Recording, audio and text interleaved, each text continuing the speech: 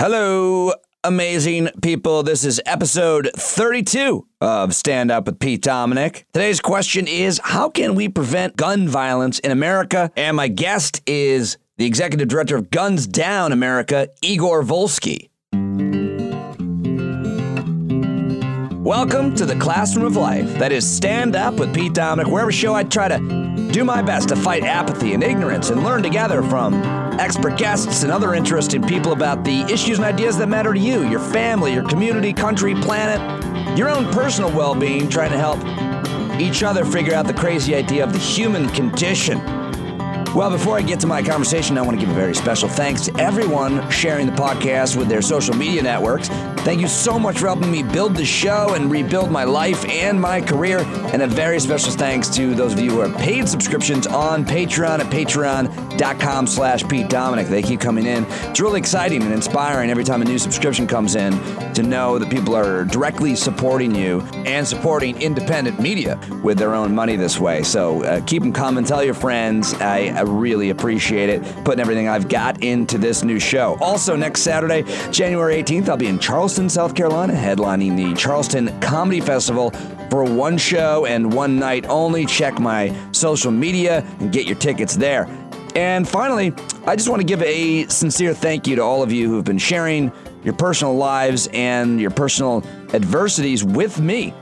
You've heard me talking with Wajahat Ali and Lisa Lampanelli, most recently Henry Winkler, about my own personal situation dealing with anxiety and depression in the aftermath of losing my great gig at SiriusXM. And that's been a catalyst, I guess, for so many of you to reach out with your own stories. And I kind of want to find a way to share them with everyone without betraying anybody's trust, because everyone has been so raw and vulnerable and honest and helpful. I've been so overwhelmed. And I hope we can get back to all of you, but so many generous and brilliant, resilient people in my network of friends here, and I'm just blown away by your humility and your kindness and your generosity and your creativity. Yesterday, I shared something extremely personal on Twitter and Facebook, and it's something that's really been a positive, a really ironically positive outcome as a result of me losing my job. And now I want to share that here on the podcast as well. But I think I need a little bit different music. How about a little bit from the soundtrack of Moneyball by music by Michael Dana. I had the greatest job, my dream job. It fed my ego daily, and I thought I had it in check, but I guess I didn't. My marriage suffered because I didn't value my wife's talents. I didn't recognize so much of what she had to offer. I couldn't see her for all of her value and all that she had to give, not only to everyone else, but to me. I thought I knew her so well, but I guess I didn't. Then I lost my job, and she showed up right here in this radio studio where I broke down. She taught me how to see the suffering. She taught me how to deal with the anxiety and depression that I'd never known, but that most people have, including her. She became my teacher, my guide, my most important guru. She cast her light on and in front of me every day. And now I recognize her value in a way that I never had. Losing my job may just have saved my marriage in a way that no effort that we had made ever could. I love her now more than I think I did when we first met, and I love her more than when we, quote, had it all. She's now working her ass off to make up for what we lost, 6 days a week as a personal trainer who specializes in clients with special needs like Down syndrome and cerebral palsy, traumatic brain injury, autism, and more. She is our hero, performing amazing service for so many others. Her life was never easy, far from it, and it's certainly not now. She misses the girls, there's very little time for herself. She hates winter and getting up at 5 in the morning. But she gets it done. So many of you have been so kind to me for so long, but I'd ask anyone who wants to add her as a friend and to your network to do that on Facebook if you're on it. If you know me, then you should know my rock. Her name is Valerie Vendrami, and she is my hero. Oh, and here's the craziest thing. Val wants me to put everything I have into this podcast. it seems insanely irresponsible. I mean, how can I possibly cut through? How can I grow this thing and sustain it to where it needs to be to support my family? How could you believe in me enough that I could do that? It seems crazy. It seems like I should do something else. Drive a truck, go into sales. I don't know, go full-time back into comedy. Give up, but she won't let me. She says, this year, this is what you're going to do. You're going to put everything you have into that podcast. It seems too risky. It seems like a childish endeavor. But I'll do whatever she tells me to do. And if she believes in me and you like what I'm doing here, then maybe, just maybe, we'll figure out the combination to unlock this, to make this conversation something so special, so unique, so informative, so heartfelt, so positive, so educational. Then maybe there's a shot. So that's what I'm going to do for you and for my wife. And I can't thank you enough for your support. Once when Val and I were on the verge of a breakup, I held her hands in mine. I looked into her eyes and I said, there's nothing I've ever wanted more than I want you. And I wouldn't give up on her then, and I won't give up on myself now. The world seems absolutely crazy every day. Life seems crazy every day. Let's try to make sense of it all together. This is year 44. Thanks for being along for the ride. This is Stand Up with Pete Dominic. Now let's go find out how to end gun violence. Here's my conversation with Igor Volsky. Very excited to have Igor Volsky joining me. He's the executive director, creator of Guns Down America. And he's also written a book called Guns Down: How to Defeat the NRA and Build a Safer Future with Fewer Guns. Ladies and gentlemen, one of my favorite people, activists, smartest minds in politics, Igor Volsky, is on the phone. Do you like that music?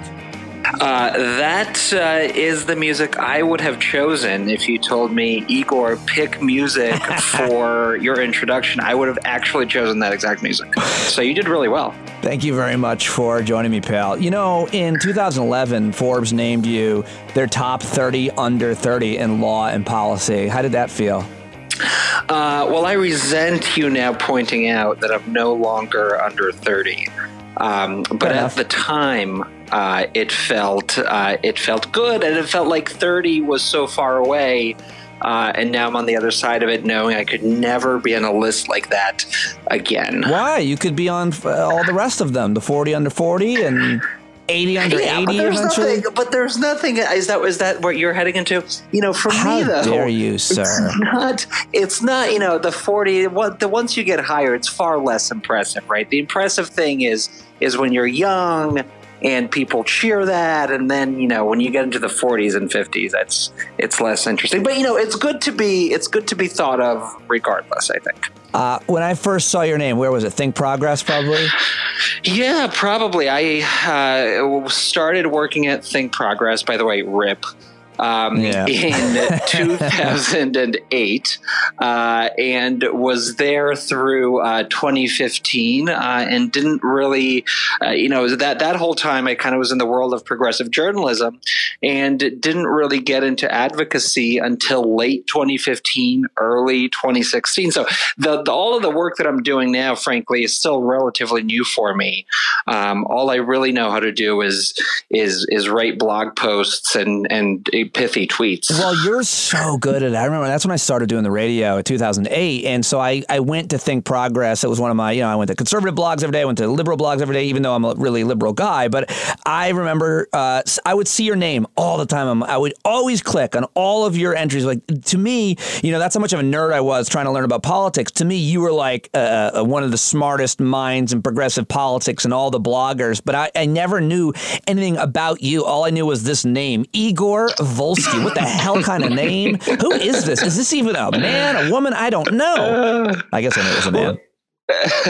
Well, it's funny you say that because there is a fairly dramatic story behind my name. I'll say that Igor is a very popular name in Russia and Ukraine, and so that is pretty self-explanatory. That's where I was born. But the last name really came about by accident. I was about 4 or 5 years old, I remember. And I was at my dad's house. He had a stand-up piano, and whenever I would come over, I would bang on that piano, and eventually one day it fell over on me, and I had to go to the hospital. And I find myself at age 4 or 5 years old in a ward with other kids around my age. And at the time, this is in Ukraine, in Kiev, in about probably 89, 90, something like that. Now, to be fair, piano falling injuries were probably quite popular at that time in Kiev. Seems like the kind of thing that happens there. I don't know. I have no idea. Yes. The communism couldn't make the piano stick to the ground or something. Sorry, that was insensitive of me. Anyway, you're there in the hospital. Well, so I'm there in that hospital, and at the time, my last name was Katzman, Igor Katzman. It's a very Jewish last name, and the kids in that ward knew that, and they started making fun of me for being Jewish.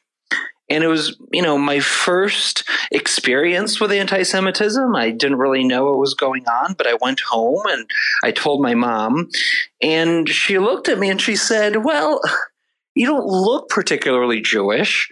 Maybe if we change our last name, life will be easier for you. This was during a time when it was incredibly hard to be Jewish. There were very limited educational opportunities. There were very limited job opportunities. My uncle on my mother's side was abused his whole life, really, growing up in the Soviet Union for being Jewish. And so we, set out on the search of a new last name that didn't sound very Jewish. And at the time, Pete, there was a earthquake in the country of Georgia. And the man who was running the recovery effort and hopefully doing a wonderful job, his last name was Volsky. And so we thought, a last name that doesn't sound particularly Jewish, a national hero, why not? And so we became the Volskys. And so that's how I got my last name. He was a criminal pedophile, and it ended up being an even worse choice, because now you escaped the anti-Semitism, but now this man who we thought was, I really thought that was good. I thought you were going to say that guy who was a hero, something bad, like he ended up being, I don't know, corrupt or something. But what a twist. But, the irony here is that my mom changed our last name to protect me from anti-Semitism. Right. But here I am in America in 2019, whenever I appear on certain TV stations to talk about guns or to talk about something else, particularly in the era of Trump, and I swear to you, this did not really happen before he was elected, I get on my social media just the most vile anti-Semitic garbage thrown at me because somehow they've discovered that I'm Jewish. And so my mom's efforts to protect me from anti-Semitism in the Soviet Union may have succeeded, but here in America, in Trump's America, I still get it all the time. Well, that though, don't you think that has a lot to do with the fact that the issue that you are an activist on and the organization that you are the founder and executive director is about guns and gun control. And do you use a different word? Do we use different words?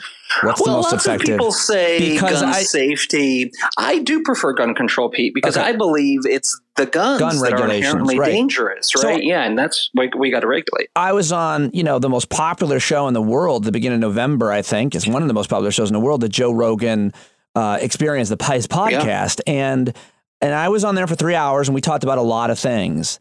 But we talked about guns for maybe 10 or 15 minutes. We really argued, and it was fine. It didn't get contentious or anything. But I'd never received, in all of my appearances on cable TV and all of my time on the radio, that type of attack and criticism. But to be clear, they just called me stupid. I mean, they insulted my intellect. There was no, because I'm not Jewish or I'm not a minority, or I'm not a woman.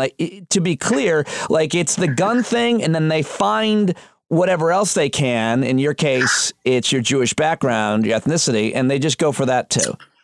Yeah, that the reason for why the gun issue is such it pulls in such vitriol. I was really curious about that. When I was writing my book, I spent some time trying to figure out exactly why that is. And it just so happens that lots of smart people have done a lot of smart research trying to answer this very question. And so basically what I discovered is that gun ownership in America isn't just about the tool of owning the gun. Gun ownership is about an entire identity that goes beyond that tool, that defines who you are as an American, that defines who you are in terms of your religion, in terms of the music you listen to. And so whenever people like me, or even maybe you, talk about gun control, what a small number, I think it's a relatively small number of very loud people obviously hear, is that you're attacking not necessarily their guns, that you're attacking that as well, but more importantly, you're going after who they are and who they are to the core. And I think that's what really, at least that's what the research shows, that's what sparks that kind of emotion, that kind of anger, that kind of vitriol, because they view it as going after them and not just having a different opinion on that issue. That's really interesting. I should remember that from your book. Everybody should get that. This is a great book, Guns Down, How to Defeat the NRA and Build a Safer Future with Fewer Guns by Igor Volsky, who I'm talking to. But I didn't realize there was so much research on how people identify. And it's different culturally here in the U.S., people's identification with their firearms than it might be in other places, from Canada to anywhere else? Well, yeah, because the identity was built up by the NRA, was built up by the industry. And really the way they conduct this research is they look at how the NRA communicates with its members. And they talk about their issue not in terms of specific legislative differences. They talk about the issue in these very emotional terms. So if they were going to, for instance, opine on H.R. 8, which is the background check bill that the House passed in February, and of course it's stalled in the Senate, they wouldn't go into the details of when and how these background checks would be expanded. They would talk about those leftist liberals from Hollywood undermining your God-given rights and going after you good Americans and going after your lifestyle. And what happens is all of that is really internalized by the audience for these magazines and for these other publications that carry these messages. And so and some of the studies show direct parallels with that audience then echoing that very same message. In many ways, it's very similar to how Trump communicates publicly, right? He doesn't necessarily go after the heart of the argument. He goes after the people delivering the argument. He belittles them and builds up his base. And the NRA has been doing that for many, many years, for the last 30, 40 years. And so, it's no surprise, of course, there's a great crossover and no surprise as a result that the NRA is such a big supporter of this president.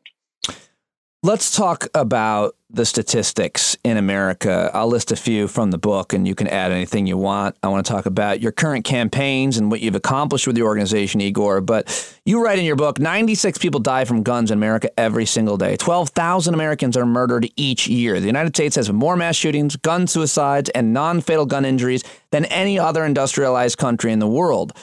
So what else do we add to those statistics outside of the one that I think is the most intimidating and the most difficult to kind of try to overcome, which is that we have, almost 400 million guns already in circulation, meaning no matter what we do, if we stop selling guns tomorrow, there would still be more guns than there are people on the streets of America. Yeah, that's absolutely right. And the sad part about those statistics is that we wrote them, I think, in late 2018. And here we are in 2019, and they're entirely outdated. So now it's 100 people who die every day from gun violence, up from 96. That's the average. It's 200 people now who are injured every single day as a result from gun violence. I think the overall homicide number of people who die from homicides is now up to 14,000 every single year, with the total number, when you add homicides and suicides, hovering at around 40,000. That's pretty astronomical. And part of the reason, Pete, why that's happening is because those almost 400 million guns, the best estimate is about 393 million guns in civilian hands, they're becoming deadlier and more lethal every single year. So, for instance, until about the late 1980s, 1989, the most popular handgun in America was a revolver. Now, on the streets of America, the most popular gun is a semi-automatic handgun. It usually takes a high-capacity magazine. It usually takes larger rounds. Those rounds are coming at you faster. And as a result, those weapons are killing people who would have survived bullet wounds from past generations of handguns. It's, of course, no accident, right? It's part of the business plan that the gun industry follows. But we, of course, as a public, bear the consequences, bear the death of those kinds of business decisions. And of course, you kind of mentioned it there in describing the difference between these long guns and semi-automatic guns and a revolver. But I know I'm no gun expert, but I know how a revolver works. I've shot one. You have 6 bullets, I think, in most revolvers in that cylinder, and it takes a while to reload. And to me, that's always mattered. The amount of bullets that you can fit in a clip and how quickly you can fire them. And as you mentioned, how fast they can travel. That technology has increased. It means more people are going to die. Now, the argument is if you make a law, there's always some kind of a workaround. If you make a law of how many bullets you can have in your clip and your magazine, I've been yelled at for saying clip instead of magazine before by the gun folks. You know what I'm talking about. I mean, they can come up with makeshift clips, or, you know, you get rid of the bump stock, which allows a semi-automatic to be automatic. Well, you can make a bump stock. How do you handle if I put a law, a regulation on your gun, you'll be able to get around it with something you make in your garage? You know, Pete, it's always confused me, and it, I think, speaks to the power and success of the gun industry, that they've been able to argue that the standard for gun safety laws has to be that they prevent all criminals and all crime, period. That's not the standard we apply to any other law. So we have laws against money laundering in this country. People still money launder. We have laws against homicide in this country. People still commit murder in all kinds of different ways. We have laws against driving above the speed limit. People still do that. So to me, this notion that there are going to be people out there who are going to get around the law if they're really committed and get a gun and kill people is true. Yes, some people will do that. Absolutely. You're not going to stop really dedicated criminals from obtaining firearms. But the reality is that the overwhelming majority of people aren't incredibly dedicated criminals who are intent on committing crime.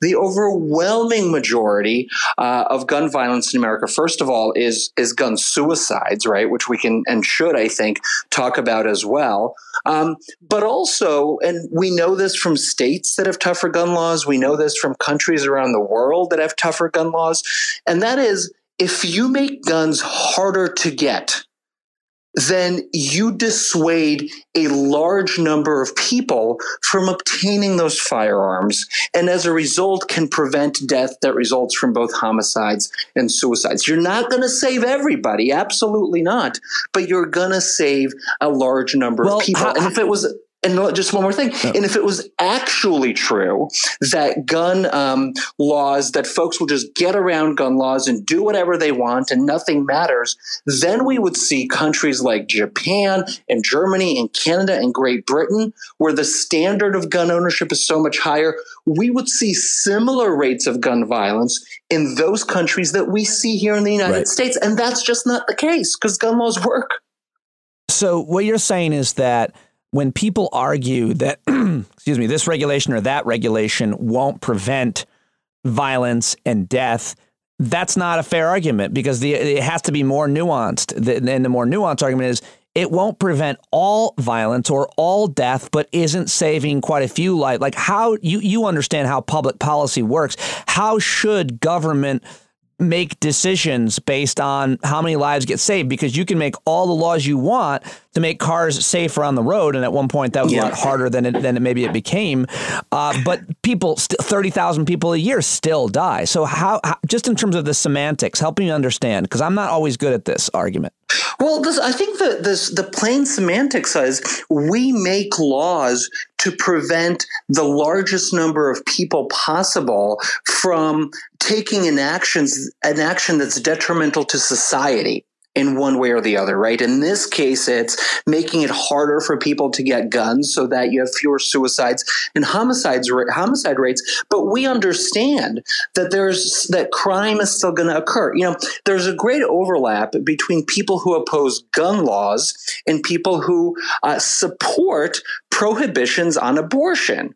Now, if you would apply the same standard to anti-abortion laws, right, then our side, and we correctly don't argue this, but in this world where that's the standard, would be able to argue, well, this anti-abortion law can't prevent all abortions, right? Because women who are desperate to end a pregnancy will find a way to do that.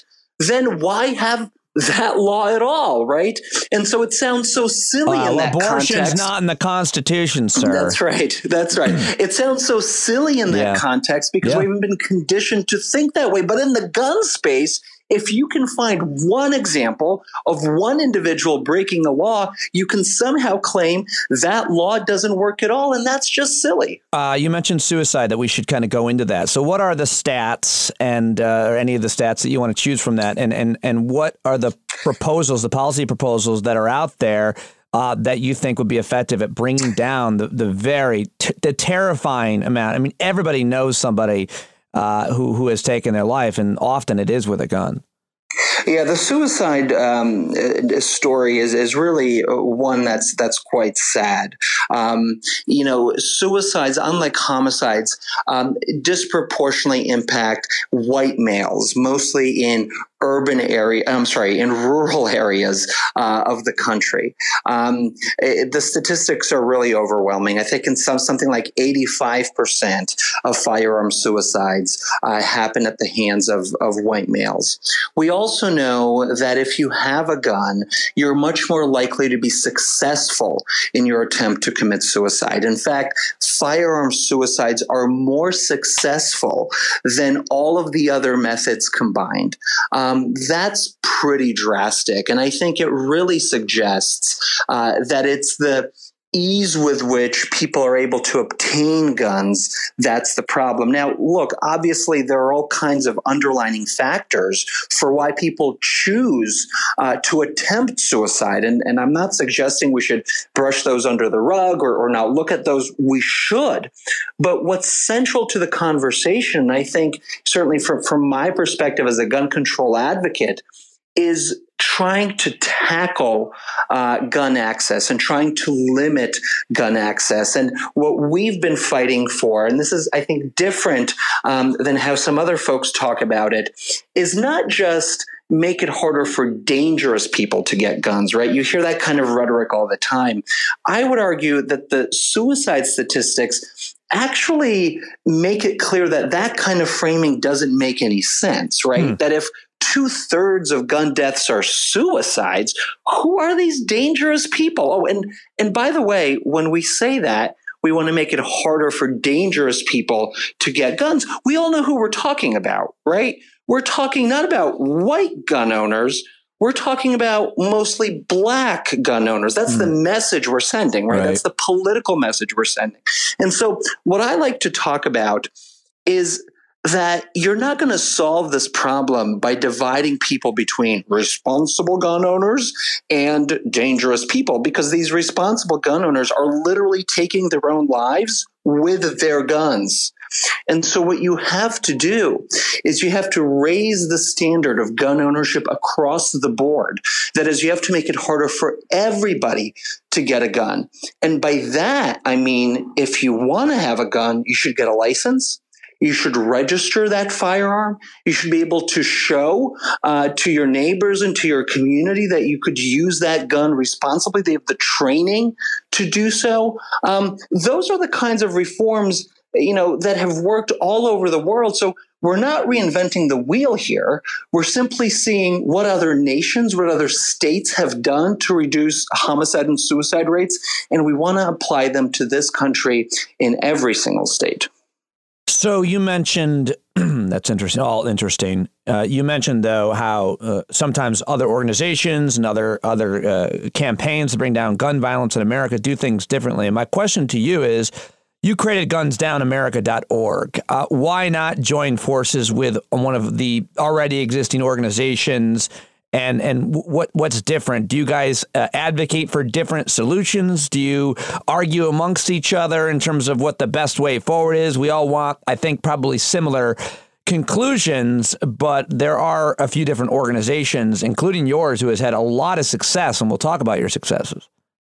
Well, let me, I guess, back up and say that I came into this issue entirely by accident. I spent about 10 years of my career working in D.C. at a place called the Center for American Progress on a whole host of different issues. Mostly, though, I worked on healthcare and Obamacare. And for a long time, avoided the gun issue, mostly because it's a very difficult issue. There's a lot of emotion buried within it. You also, as an advocate in this space, become most relevant in the aftermath of a mass shooting. That's kind of difficult to square. But I was really pulled into it entirely by accident. In late 2015, on December 3rd, actually, 2015, that was the day of the San Bernardino shooting. I'd been working on something entirely different, and I sit back, I come back to my computer, I sit down, and I look over, and I see all of these lawmakers sending their thoughts and prayers time and time and time again. That's right. And, that's not particularly novel, but what I noticed is that the lawmakers who are most vocal about sending their thoughts and their prayers were the same lawmakers who voted against expanding background checks in the aftermath of Newtown. And, having grown up in the Soviet Union, in a place where politicians always said one thing, but the reality was different, I'm actually incredibly sensitive to politicians and lawmakers trying to pull the wool over the eyes of their constituents. It actually makes me incredibly angry. And when I saw that, something inside me just broke. And I spent, and I kid you not, I spent the next 8 hours quote tweeting every single one of those lawmakers and arguing that the reason they were only thinking and praying and not actually doing anything to solve this problem was because they took X amount of dollars from the NRA. And I would go onto opensecrets.org and I would calculate how much money they took. And those tweets really blew up in a crazy way. They really did. I remember where I was when I started seeing those tweets and thinking, well, where were you? I was at a comedy club about to go on, like usual. And I remember, it really made me want to be funny. I was looking at I was just watching these tweets, your tweets at Igor Volsky. You got to follow him, and seeing what a brilliant thing to connect these two dots. But it's also, there's a lot of truth. There's a tremendous truth to what you're saying. And how effective, I interrupted you there, but just because I did want to say it was significant, what was the result of those tweets? Well, the result of the tweets is that you'll remember before I did that action, which I didn't even know was an action, I was literally just angry for multiple hours. Yeah. You would have even Democrats after a mass shooting say, oh, we send our thoughts and prayers. But we have to wait, 2.8 days before talking about any kind of policy. And then maybe if there's some time, we can talk about, expanding background checks or whatever else. After I did that action, I did it several times, once after that San Bernardino shooting, and then again after the Pulse shooting in August of the following year. That's no longer the case, right? You immediately see politicians who are on the right side of this issue come in with policy solutions to help prevent that tragedy. And that, I think, is actually a result of that action. And that I think I'm particularly proud of. But what it also did for me personally is that it pushed me into the gun space for the very first time in a real way, right? I had just built up my platform on this issue, and I had an opportunity to kind of be introduced to the gun safety movement, to figure out all of the different players and all of the different voices. And when I got there, and this is kind of gets to the difference between Guns Down America and some of our other colleagues who I should say, we partner with all the time, and are really strong and important voices who have been doing this work for way longer than I have, and have really moved the ball on this. But what I recognized is that in the movement, most of the groups were really concerned about incremental change, right? What can we get done in this Congress? What can we get done in the next Congress? Right. And there really wasn't an organized voice that was thinking about, well, what is our long-term goal? What are we all fighting for? What do we want the world, the country to look like in 10, 15, 20 years? To me, that was a big void. That's a void that doesn't typically exist in other movements. You think of marriage equality. Mm-hmm. There were a whole host of different organizations. They had different tactics. You had some groups that were focused on progress state by state, right? You remember this, domestic partnerships, civil unions, but don't talk about marriage. That might be too much, right? And there were other voices who, I profiled, I'm sure you probably had him on your show at some point, Evan Wolfson. All the time. He was on all the time. Hero, yeah. Yeah, who's a brilliant guy. And you know his story, that he wrote a college thesis back in the, I think it was early 80s, arguing that the long-term goal for the then it was the gay rights movement, should be marriage equality. And he'll tell you how he was laughed out of every room he entered in the 80s, in the 90s, in the early 2000s. But because he set a long-term goal for the movement, he made it very clear for people what they were fighting for. It's funny because that's ultimately headed. I always hear about, and I agree with this, that the kind of conservative right, the religious right, has planned for 30 years, like a generation, to take over the courts. And now we see their success because they planned for so long. But it's great that you mentioned a progressive cause like marriage equality and someone like Evan Wolfson, who also did that and was successful. Because I don't often think about progressives looking at the long-term kind of generational change. Yeah, usually progressives are too afraid to be honest with what they really want. Why do you think? What is that about? What do you think that the psychology? Because you know how it is, right? It's all about like, well, we shouldn't ask for too much. Let's see if we can compromise, right? We need to make this bipartisan, right? Let's see. Sounds like a funny comedy sketch for like a parody of liberals and progressives. Like, let's work with the other side and let's hear them out. And Yep. And that has dominated the movement for really 20, 30 years. And, in my movement, there's actually like a reason for this.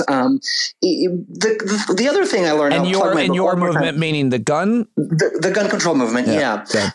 And I'll just go back to my book again. And that is to say that the other thing that surprised me. Your book, Guns Down America? Yes. Thank you. Mm-hmm. Guns Down. Yes. Thank you. Guns Down. That book? When I was that book, that's the one. When I was orange cover, when I I was available everywhere books are sold. Yeah, everywhere. When I was doing research for the book, what really surprised me, Pete, is that after JFK was assassinated, and after his brother Bobby was assassinated, and after Martin Luther King was assassinated, and it was like 68, 67, Lyndon B. Johnson, as you could imagine, became particularly interested in why we were seeing not only these kinds of high-profile assassinations, but also rising rates of gun violence, particularly in urban areas in America. It was a real new phenomenon. And so he put together a special commission to figure out, okay, what's going on? What do we need to do? And what that commission came back with, and I think it was 1969, if I'm not mistaken, that they published their report. They said the problem in America, and get ready for this, is that we have too many guns and that they are too easy to get. And what we need to do is institute a national licensing program and a national firearm registration program. And then Lyndon Johnson spent at least a couple of months trying to make the public case for those kinds of reforms. Of course, they weren't successful. The NRA mobilized and defeated most of those measures, although you did see in 68 one of the nation's, I guess it was the second large national gun reform law did pass, although it did not go as far as Lyndon Johnson wanted it to go. But for me, the question was, how is it possible that we went backwards, right? We went from, in 1968, talking about licensing and registration. The Gun Control Act of 1968. That's what you're talking about? That's what I'm talking about. I'm just looking it up. I'd never heard of this. Or maybe I heard of it and don't remember, but I'd never heard of this. Passage of the Gun Control Act was initially prompted by the assassination of U.S. President John F. Kennedy in 1963. Wow. Huh. Yes. And so, but to me, what was interesting in this is that, up until really early this year, early 2019, the movement believed that talking about the ideas that Lyndon Johnson was putting forward about licensing and registration was just too radical, right? Couldn't be done, was too bold. And to me, the question was why, right? Why did we go backwards? Why were we in a bolder place in the late 1960s, early 70s? And how did we kind of like move backwards, so to speak? And the reason for that is actually pretty simple. In 93, 94, President Clinton passed the Brady background check bill, which established background checks across the nation for the first time. He passed a 10-year assault weapon ban. And then in the midterm, his party lost a bunch of seats. And conventional wisdom began to sink in that you can't talk about guns. It's a losing issue. The NRA will defeat you. So if you're running for office, try to avoid the issue. If you have to talk about it, right, focus on small incremental changes, things that you could build coalitions with gun owners on, right? That's why you hear about simply expanding background checks, plugging existing loopholes, because the theory of change states you need those kinds of small approaches to attract mostly white gun owners. But what we've learned in the last 20, 30 years is that the other side is not actually interested in finding a middle ground. They're not actually interested. Forget about meeting you halfway. They don't even want to get off the chair to come talk to you about this issue, right? And so that's why I argue, that kind of approach has really failed.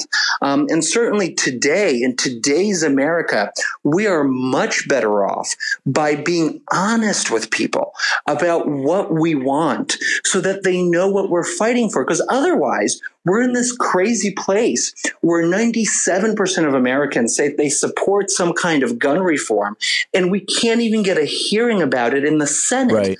And part of the reason I think for that is because our movement, because we were so focused on small changes all the time, has really deflated the enthusiasm from our own side about this issue and has made it far more difficult for us to achieve big, sustainable political victories. But haven't there been big, sustainable political victories in a lot of ways? And let me point to what I'm talking about. I think it was Saturday, whenever December 14th was the 7th anniversary of the Newtown shooting. And inevitably after every shooting, and certainly the anniversaries of the most horrific ones, you have people on Twitter and elsewhere saying, I can't believe, as we relive and think about those kids being killed that day, that nothing has been done. Nothing at all has been done. And it irks the shit out of me because I understand where people are coming from.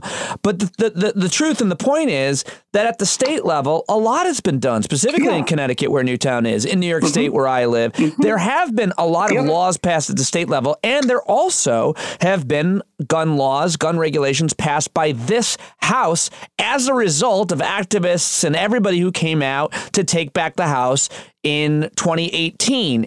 Even so, the point is, at the national level, the federal level, nothing has gotten through the Senate and to the president's desk, Obama, much less Trump. But a lot has been done at the state level. And this Congress, or at least Democrats in this Congress, and Democrats, frankly, in the last with Obama and Biden, did try to do stuff after Newtown. I just always want to get some nuance and clear up that there has been a lot done, but it doesn't seem like that because we don't have national laws being passed. What am I missing? Yeah. No, you're right. I mean, both of those things are true, right? It's true that we've seen incredible state progress, particularly after Newtown, particularly after Parkland, and all of those victories need to be applauded, and I applaud all of them. But it's also true at the same time that despite having majority support for not only background checks, but also licensing, registration, and buybacks go down the line of policies, nothing big has been done on the federal level. And on this issue, where you can bring guns from a state that has weak gun laws into a state that has strong gun laws, you really need federal reform, right? You really need to have a much stronger base, a much stronger foundation across the nation of law, of standard. So I think you're right. I mean, look, I think we as advocates need to celebrate those wins. We need to celebrate when we can move the ball down the court, because that's what's politically possible in the moment, right? Usually in a particular state. But my critique is that oftentimes we celebrate those victories, but then we fail to make it clear that they are simply a step towards a larger objective, towards the larger point that we're trying to reach, which, right, for me is to raise the national standard for gun ownership so that we could move to a country that has fewer guns, so that we can move to a country that doesn't have more guns than people. I think we should celebrate all of those victories that you mentioned, but then we must wake up the next day and continue to fight and make it clear to people what we're fighting for. Well, you're doing it every day. Igor Volsky, Guns Down America. Tell me about the triumphs that you've had, because and within this next answer, Igor, this is what the new thing I'm trying to do on the podcast is trying to interrupt people less and trying to ask, not get so wordy with the answer, but give you the opportunity to answer a couple things within this one answer. So here's what I'm saying. I think that I worry a lot about the Supreme Court. Any laws that we pass, any regulations that we advocate for at the state level, the Supreme Court could overturn, and very well might. But what it seems like you have done is you have tried to change the culture, and you understand public perception and public opinion. Tell me about your success kind of pressuring the private sector, your success with Walmart, and then you can talk to me about your new campaign, #BusinessMustAct and businessmustact.org, right? Yes. So we operate out of an understanding that during a period of federal inaction, right, the very inaction that we discussed, we still have 100 people dying from gun violence every single day.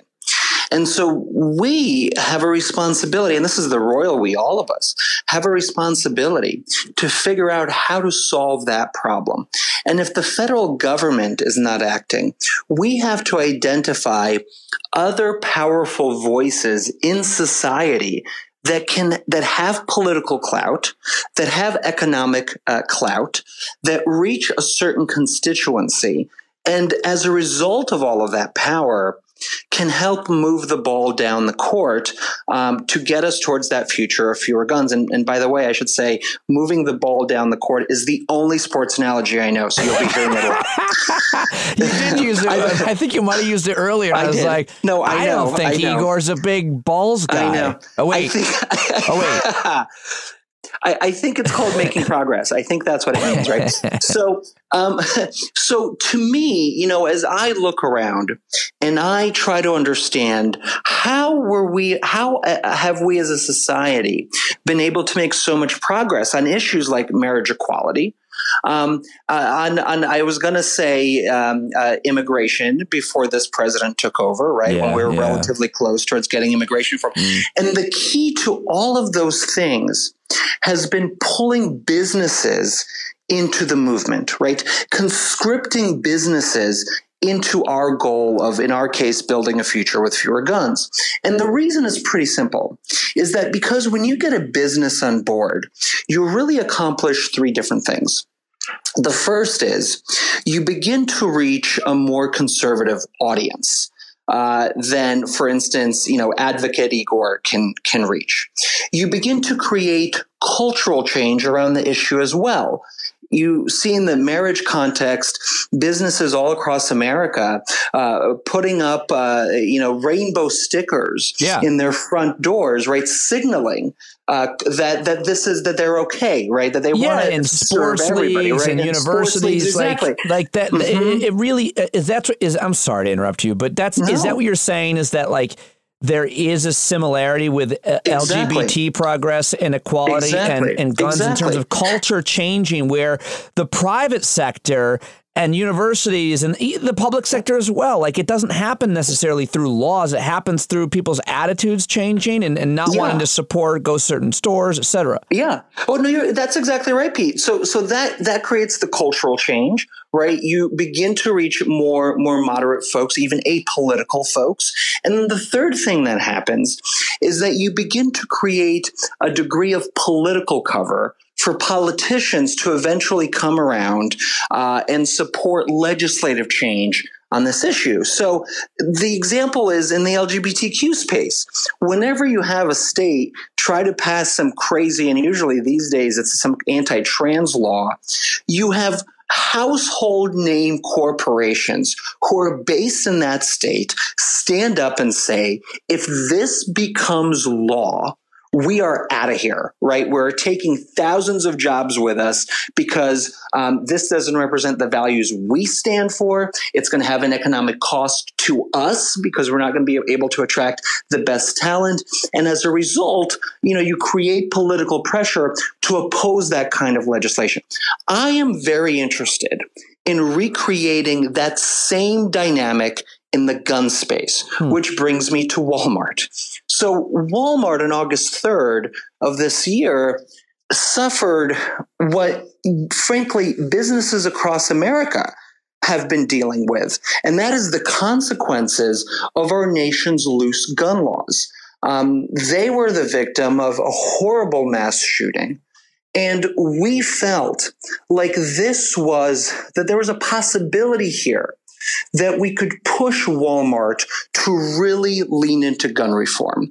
And the argument we made to them was that, look, guys, the federal government isn't doing much. You're the largest retailer in the country. You have a lot of power to help us make progress on the issue. I'm not going to say the sports analogy again. And you should use that power. And so what we asked Walmart to do is really 3 or 4 different things. The first was we asked them to end all gun sales in their stores until we can fundamentally reform our system, right, and raise the standard of gun ownership.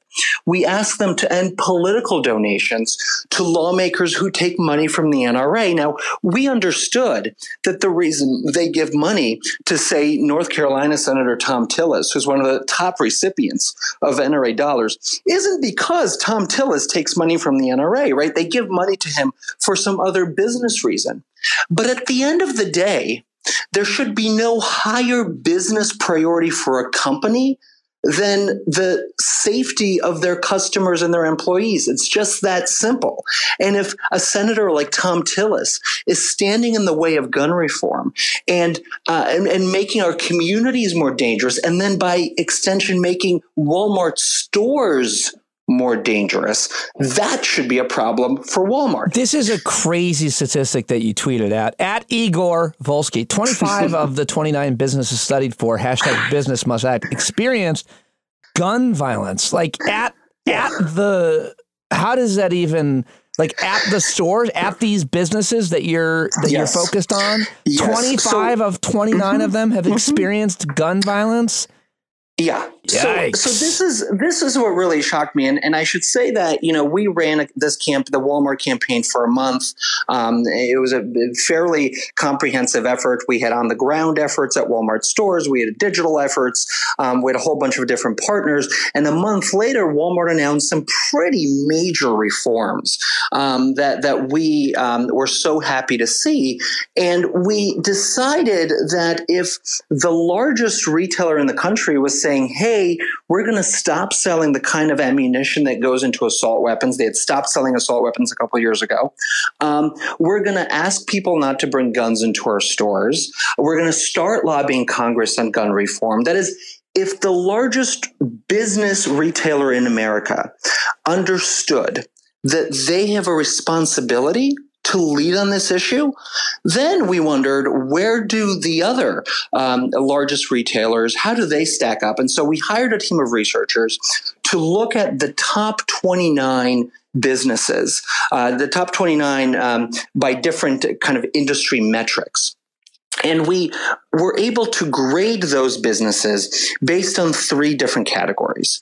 The first is, do they have a policy about bringing guns into their stores, right? That gets into that cultural piece, because if you have a sticker on your store says guns aren't welcome here, that sends a certain message, okay?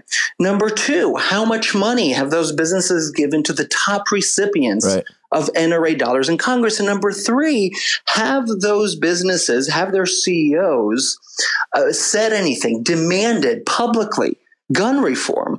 And based on those 3 categories, each category was assigned a certain point value. All those points added to 100. And if folks go to businessmustact.org, they can see the first ever gun safety scorecard, where those 29 businesses are scored based on what they've done to keep their customers and their employees safe. And that 25 number, that 25 of them experienced instances of gun violence. And this is just over, I think we looked at the past maybe 5 or 6 years. So it's a relatively small sample. Oh, really? That to me was the biggest surprise and the biggest shock. All right, man. Well, I'm looking at the clock and realizing I've had you on for a long time, and I appreciate all of your time. I could keep going with you talking about any number of issues, but I will let you go, and I hope that we can talk again very soon. I do want to just ask you one final question, which is about actually it was the catalyst for me thinking of getting you on. I mean, I always love talking to you, and you're one of the most articulate and passionate people on this issue. But what about this news that Congress did, in fact, pass a bill that would allow for there to be research on guns? What is? Are we making too much of that? Is that actually a thing that's going to be able to happen? And that's great news. You know, the fact that for the first time in over 20 years, our national agencies, the National Institute of Health, the Centers for Disease Control, can actually study different gun policies, can study how different populations react to certain programs that are designed to reduce gun violence. That's terrific. That's tremendous. That's going to allow us to fine-tune our intervention efforts. Here it is from CNN. Congress agrees to millions in gun violence research for the first time in decades. $25 million for federal research into gun violence that's included in the massive spending bill agreed on Capitol Hill represents the first time in over 2 decades that Congress has allocated funding for the issue. I'm reading from Veronica Strakolarski, which is the hardest name I've ever seen, on CNN.com, but I looked it up in the moment.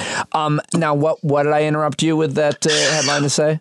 Well, no, I'm happy to see this research. I'm just arguing that while this research is being conducted to get us a better sense, right, of what actually works in different communities and how best to fine tune it, that we also have an understanding from real world experiences all around the world about the policies we need to save lives. And we need to be pursuing those policies, licensing, registration, cracking down on the gun industry, ensuring that the products they produce actually have a layer of consumer regulation and consumer standards to them, investing in community-based violence intervention programs. Frankly, all of the policies that the Democratic presidential candidates have now embraced as bolder solutions for reducing gun violence. We need to start debating and drafting and ultimately passing those bills into law as researchers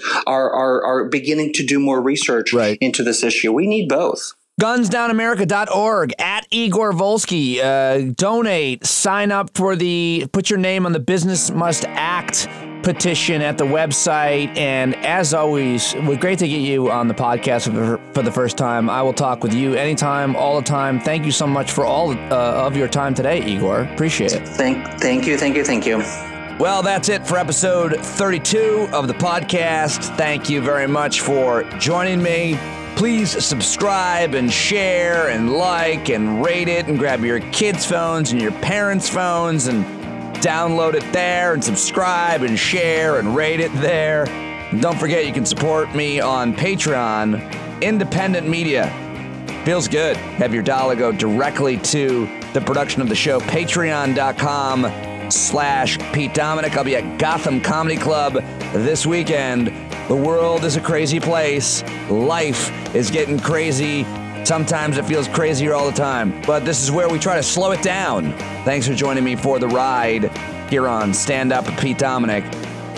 You can find me at PeteDominick.com as well. Look up my wife on Instagram at VV Yoga, on Facebook, Valerie Vendrami, and check out her website, TrueYouYoga.net. TrueYouYoga.net. TrueYouYoga.net. Check her out there. And thank you for listening, and thank you for letting me feel safe and comfortable and vulnerable and handsome. A lot of people say you're all of those things, and then they say that you're very handsome. A lot of people say that. A lot of the best people. Thanks for listening, everybody. Talk to you next time.